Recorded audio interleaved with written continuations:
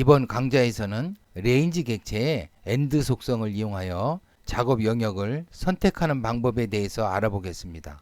레인지 객체의 AND 속성은 매크로를 작성할 때 반드시 알아두어야 할 속성입니다. 매번 작업 영역이 변동되는 시트 내에서 작업을 하려면 작업의 시작 부분과 작업의 마지막 부분을 알아야 합니다. 다음 일람표에서 과목별 총점을 구하려면 마지막 학생의 행 번호를 알아야 합니다. 그런데 반별로 마지막 번 학생의 행 번호가 다릅니다. 어느 반은 인원수가 많고 또 어느 반은 인원수가 적을 수 있습니다. 이럴 경우 마지막 번 학생의 행 번호를 알아야 합니다. 또 각 학생들의 총점을 구하려면 과목의 마지막 열 번호를 알아야 합니다. 그런데 학년에 따라서 이 과목 수가 다를 수 있습니다. 그럴 경우 마지막 과목의 열 번호를 알아야지만 이 총점을 구할 수가 있습니다. 다음 자료에서 행 방향으로 자료를 계속 추가 입력하려면 역시 또 마지막 학생의 행 번호를 알아야지 다음 행 번호부터 자료를 추가 입력할 수 있겠습니다. 열 방향으로 자료를 추가 입력하려면 이 마지막 제목의 열 번호를 알아야 합니다. 그래야지만 다음 열 번호부터 자료를 추가 입력할 수 있겠죠. 레인지 객체의 AND 속성은 기준 셀에서 바로 이 기준 셀에서 연결된 범위의 마지막 셀까지 이동하는 동작을 수행합니다. 이 이동 방향을 보면 위쪽 끝으로 이동할 때는 인수를 Xl 업 합니다. 키보드 단축키는 컨트롤 키와 업 키를 동시에 누르면 됩니다. 아래쪽 끝으로 이동할 경우에는 인수를 Xl 다운으로 해주시면 됩니다. 키보드를 사용할 때는 컨트롤 키와 다운 키를 동시에 누르면 됩니다. 왼쪽 끝으로 이동할 때는 인수를 Xl to 레프트로 해주면 됩니다. 키보드를 사용할 경우에는 컨트롤 키와 레프트 키를 동시에 누르면 됩니다. 오른쪽 끝으로 이동하고자 하는 경우에는 인수를 Xl to right 해주면 됩니다. 키보드를 이용할 경우에는 컨트롤 키와 라이트 키를 동시에 누르면 됩니다. 왼쪽 끝이나 오른쪽 끝으로 이동할 때는 인수에 to가 들어있다는 거 꼭 좀 기억하시기 바랍니다. 레인지 객체의 AND 속성은 데이터들이 연속적으로 입력된 경우와 중간에 끊겨 입력된 경우 조금 다르게 이동합니다. 먼저 데이터들이 연속적으로 입력되어 있는 경우 AND 속성은 선택된 셀로부터 일정한 방향으로 한 칸씩 이동하면서 마지막 값이 있는 셀을 만나면 멈추게 됩니다. 지금 다음 예에서는 보면 DO 셀을 기준으로 해서 AND 속성을 적용해 볼 건데요. 이 DO 셀을 기준으로 데이터들이 연속적으로 입력되어 있습니다. 다음 매크로를 F8키를 눌러 한행 실행시켜서 한번 확인해 보도록 하겠습니다. F8키 누르겠습니다. F8 DO 셀을 Xl 업 위쪽 방향으로 데이터가 입력되어 있는 마지막 셀을 선택하게 됩니다. DO 셀을 기준으로 위쪽 방향으로 데이터가 입력되어 있는 마지막 셀 바로 이 셀을 선택할 겁니다. F8 바로 이 셀을 선택했습니다. 다음은 DO 셀을 기준으로 아래쪽 방향으로 데이터가 입력되어 있는 마지막 셀을 선택합니다. DO 셀을 기준으로 데이터가 입력되어 있는 마지막 셀 바로 이 셀을 선택할 겁니다. F8키 누르겠습니다.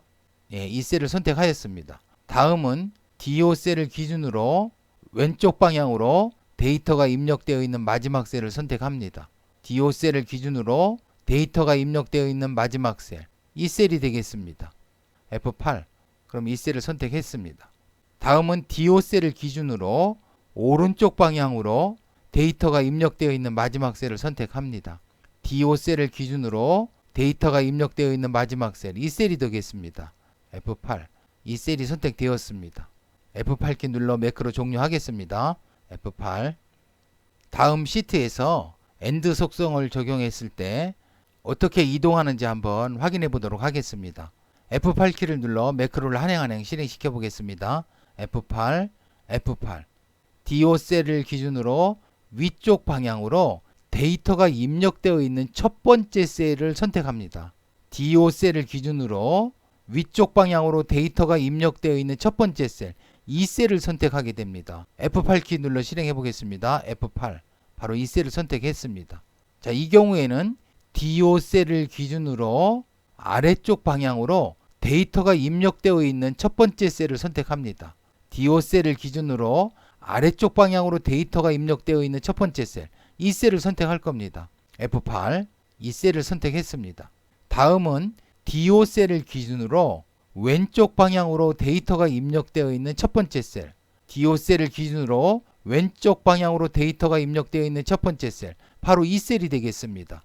F8, 이 셀을 선택했습니다.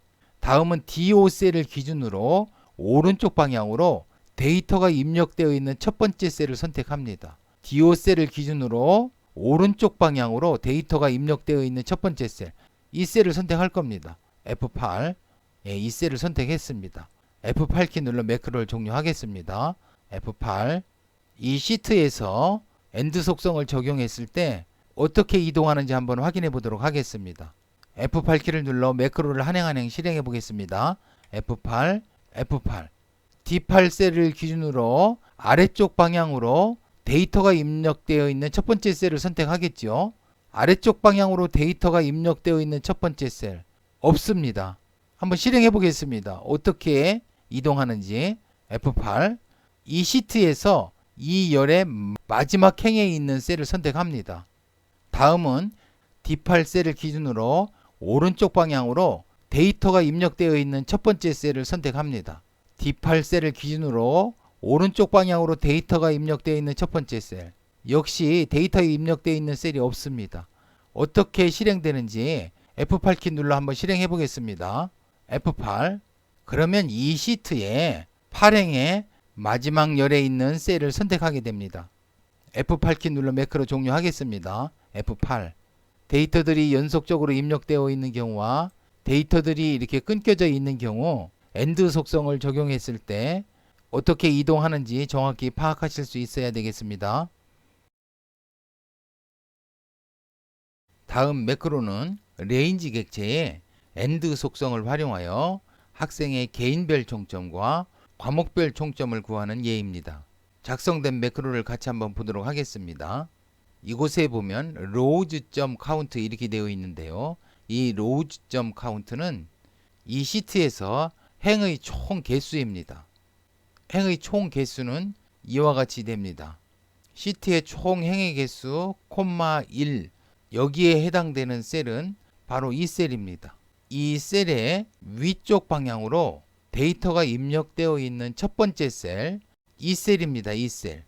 이 셀의 row, 행 좌표를 의미합니다. 그러면 변수 NEND row에는 이 9에서 2를 뺀 8을 저장합니다. 다음과 같이 코딩을 할 수도 있는데요. 셀즈 100,1, 이 성적 일람표는 반에 따라서 학생 수가 달라질 수 있는데요. 아무리 학생 수가 많더라도 이 총점이 100번째 행 안에 입력이 된다면 다음과 같이 100,1 셀에서 위쪽 방향으로 데이터가 입력되어 있는 첫 번째 셀, 바로 이 셀이 될 겁니다. 이 셀의 row는 행 좌표입니다. 9입니다. 9. 9에서 2를 빼서 변수 NEND row에 저장을 합니다. 저는 이와 같은 방법을 많이 사용합니다. 또 다르게 작성을 해보면 A1 셀에서 아래쪽 방향으로 데이터가 입력되어 있는 마지막 셀, A1 셀에서 데이터가 입력되어 있는 마지막 셀, 이 셀입니다. 이 셀의 row, 행 좌표입니다. 9입니다. 9. 이 9에서 2를 빼면 8입니다. 8. 이 8을 변수 NEND row에 저장합니다. 어떠한 방법으로 변수 NEND row의 값을 구해도 상관은 없겠는데요. 이와 같이 코딩하는 것은 조금 주의를 하셔야 됩니다. 만약에 5행의 첫 번째 값이 삭제되어 있다면 A1 셀의 아래쪽 방향으로 데이터가 입력되어 있는 마지막 셀, A1 셀의 아래쪽 방향으로 데이터가 입력되어 있는 마지막 셀을 구해보면 이 셀이 됩니다. 그렇다면 row, 행 좌표의 값은 4가 됩니다. 이 4에서 2를 빼면 변수 END row에는 3이 저장됩니다. 이와 같이 되는 경우에는 이 뒤에 있는 학생들의 총점을 구할 수 없고 또 과목별 총점에도 오류가 발생합니다. 그렇기 때문에 이 마지막과 같이 코딩하는 방법은 바람직하지는 않은 것 같습니다. 다음에 컬럼주 카운트는 이 시트에서 열의 총 개수입니다. 열의 총 개수는 다음과 같이 됩니다. 1, 총 열의 개수에 해당되는 셀, 바로 이 셀이 되겠습니다. 이 셀에 왼쪽 방향으로 데이터가 입력되어 있는 첫 번째 셀, 바로 이 셀이 되겠습니다. 이 셀의 열값을 구해보면 1, 2, 3, 4, 5, 6, 6입니다. 6. 여기에서 2를 뺀 값 5를 변수 NEND 칼에 저장을 합니다. 다음과 같이 코딩할 수도 있겠습니다. 이 과목의 개수는 학년에 따라서 달라질 수 있겠는데요. 이 총점이 아무리 과목 수가 많더라도 20번째 열 안에는 입력될 것으로 예상된다면 1, 20번째 셀에서 왼쪽 방향으로 데이터가 입력되어 있는 첫 번째 셀, 총점이 입력되어 있는 셀이 될 겁니다. 그러면 이 셀의 컬럼, 열 좌표입니다. 열 좌표 6이죠. 6에서 2를 빼서 변수 NEND 칼에는 5를 저장합니다. 저는 이와 같은 방법을 많이 사용합니다. 자, 다음과 같이 또 작성할 수도 있겠습니다. A1 셀에서 오른쪽 방향으로 데이터가 입력되어 있는 마지막 셀, A1 셀에서 데이터가 입력되어 있는 마지막 셀, 이 셀인데요. 이 셀의 컬럼, 열 좌표입니다. 6입니다. 6.